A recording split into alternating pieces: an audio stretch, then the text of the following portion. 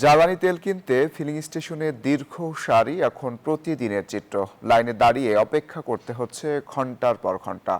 আজও এমন চিত্র দেশ জুড়ে।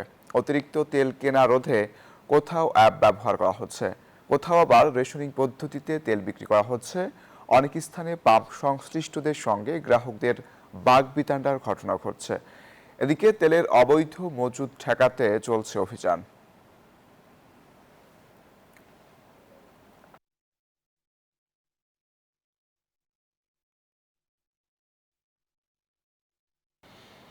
ফিলিং স্টেশনের পরিস্থিতি নিয়ে আলোচনাতে যুক্ত হচ্ছেন সহকর্মীরা। শুরুতে যাচ্ছি খুলনায়, সেখানে আছেন সহকর্মী মাকসুদ রহমান। মাকসুদ, খুলনায় আজ ফিলিং স্টেশনে কি চিত্র দেখছেন?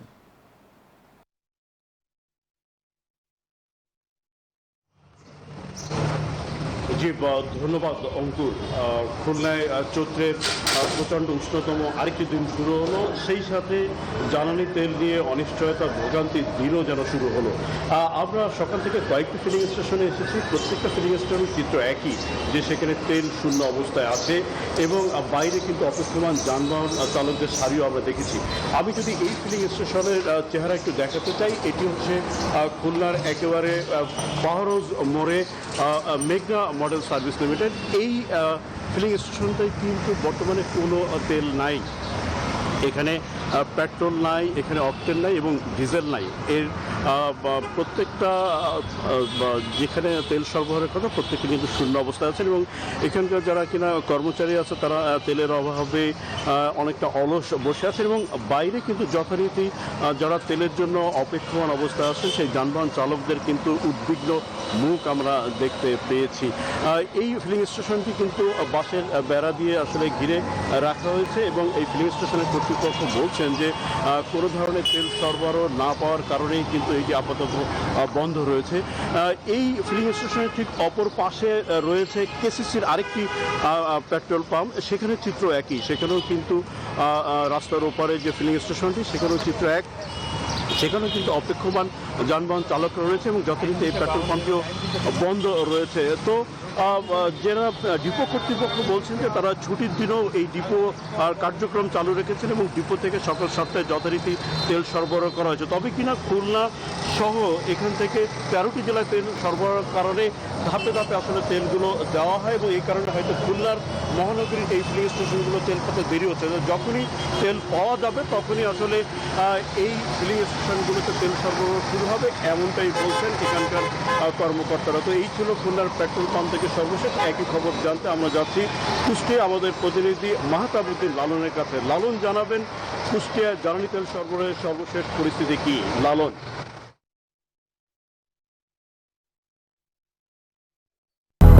200-র বেশি সার্ভিস ও ফিচারে লেনদেনের সব বিকাশ অ্যাপে সম্ভব।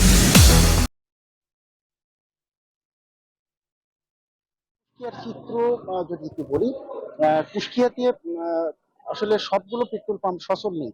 আহ, তাদের যে আসলে মজুদ বা তাদের যে সরবরাহ, সেই ঘাটতির কারণেই আসলে সবগুলো পাম্প আসলে সচল রাখা সম্ভব হচ্ছে না। আমি এই মুহূর্তে রয়েছি একটি পেট্রোল পাম্পে। আমি এই পাম্পে যে চিত্র দেখেছি, এই পাম্পে অন্তত পক্ষে 1000-এর বেশি মোটরসাইকেল চালক কিন্তু এই জ্বালানি তেল নেওয়ার জন্য অপেক্ষা করছে।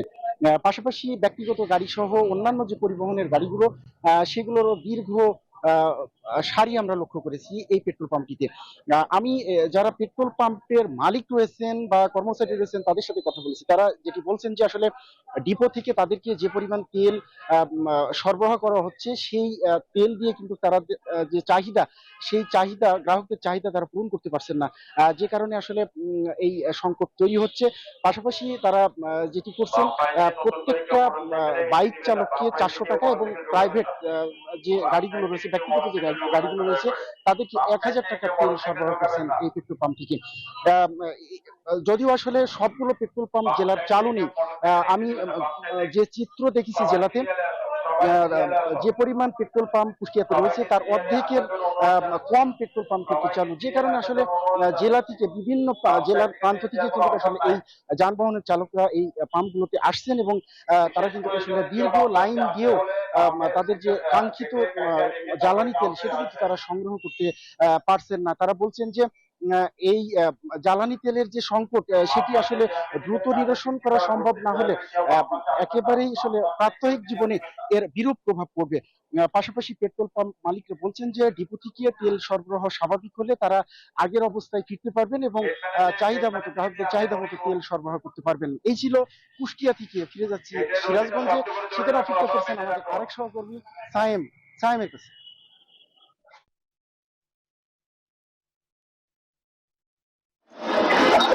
ধন্যবাদ লালন। আসলে সিরাজগঞ্জের তেল ব্ল্যাক মার্কেটিং রোড তেলের সাশ্রয় এবং পাম্পজনিত ওয়াজারিত ভিড় যাতে না হয় সে লক্ষ্যে কিন্তু সিরাজগঞ্জ জেলা প্রশাসন no fuel card no petrol অ্যাক্টের নীতি চালু করেছে। এই নীতিতে কিন্তু গত 4 দিন যাবত কিন্তু তেল বিক্রি করা হচ্ছে পাম্পগুলোতে। এতে কিন্তু আসলে যে গ্রাহকদের অনেকটা ভোগান্তি, সেই ভোগান্তি কিন্তু অনেকটাই কমে গেছে এবং এই ফুয়েল কার্ডগুলোতে কিন্তু জেলা প্রশাসন লিখে দিচ্ছে গ্রাহকদের চাহিদা অনুযায়ী যে কতদিন পর কোন গ্রাহক কয় লিটার তেল পাবে। সে কারণে কিন্তু পাম্পগুলোতে অনেকটাই কিন্তু ভিড় কম রয়েছে। তবে যে সিরিয়াল, সেই সিরিয়াল কিন্তু আমরা পাম্পগুলোতে দেখতে পেয়েছি। সিরাজগঞ্জের যে 30টি পাম্প রয়েছে, 30টি পাম্পে কিন্তু একই পদ্ধতিতে তেল দেওয়া হচ্ছে। জেলা প্রশাসন যেটা বলছে, এর কারণে কিন্তু আসলে যে তেলের যে অবৈধ যারা এই তেল নিয়ে ব্ল্যাক মার্কেটিং করতো সেটা রোধ হয়েছে এবং পাম্পের যে বিশৃঙ্খলা, সেই বিশৃঙ্খলাও কিন্তু রোধ হয়েছে। অন্যদিকে কিন্তু যে অবৈধ পাম্প অবৈধভাবে যেখান থেকে তেল বিক্রি হয় সেগুলোর দিকে কিন্তু প্রশাসন কঠোর নজরদারি করেছে। ইতিমধ্যে 50,000 লিটার তেল জব্দ এবং প্রায় 50 থেকে 1 কোটি টাকার মতো কিন্তু তারা কিন্তু যে জরিমানা, সে জরিমানাও কিন্তু আদায় করেছে। এছাড়াও যে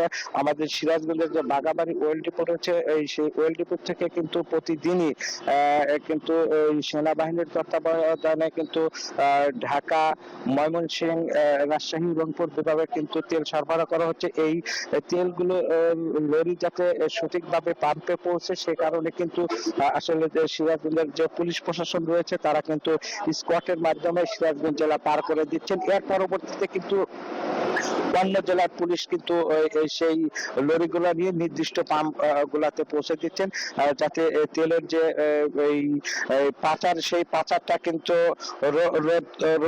রোধ হয়। সব মিলে এই অবস্থায় যদি চলতে থাকে তাহলে দেশে যে তেলের যে সংকট, সেই সংকট কিন্তু অনেকটাই কিন্তু কেটে যাবে বলে মনে করছেন গ্রাহক এবং জেলা প্রশাসন। এই ছিল আমার কাছ থেকে সিরাজগঞ্জ থেকে তেলের সর্বশেষ। ফিরছি স্টুডিওতে অঙ্কুর আপনার কাছে। ধন্যবাদ আপনাদের সবাইকে।